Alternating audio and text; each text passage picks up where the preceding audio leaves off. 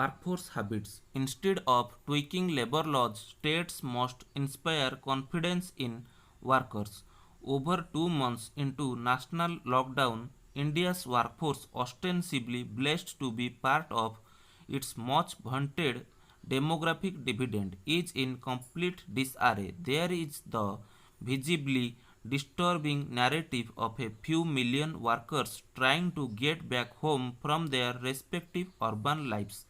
As resources run out and lack of adequate living space hits hard in the face of a virus that requires physical distancing, they used their feet after facing police wrath till the administration allowed trains and buses to move again, while swathes of informal sector workers are moving away from their adopted base. The remaining 10% of the workforce that is formally employed with social security benefits are beset by pink slips, furloughs, or salary cuts. The trend driven by the slump in economic activity cuts across sectors.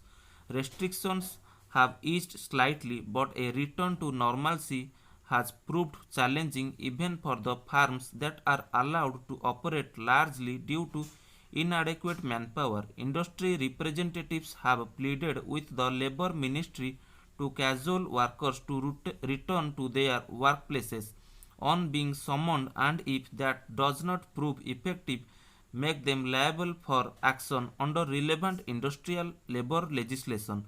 Relaxations have also been sought in statutory wage payments for April and May when little work happened.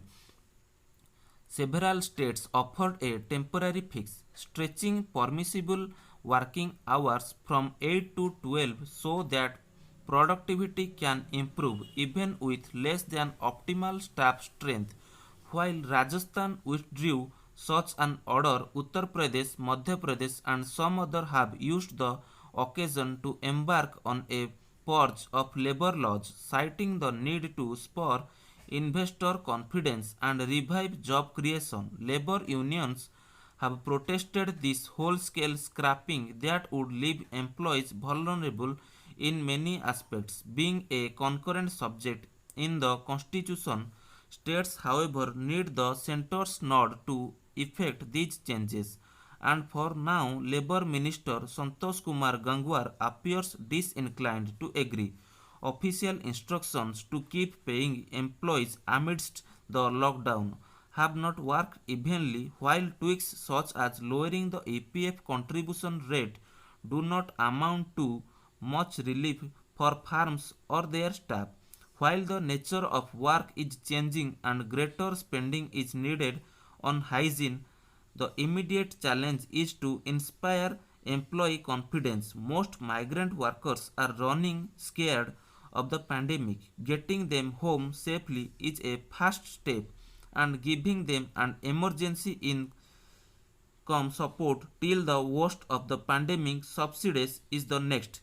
But for them to return to work enthusiastically over time, it is equally critical to reorient India's current approach to urban and industrial housing, workplace, social security, and minimum wage standards. The centre must begin a dialogue with states on this front.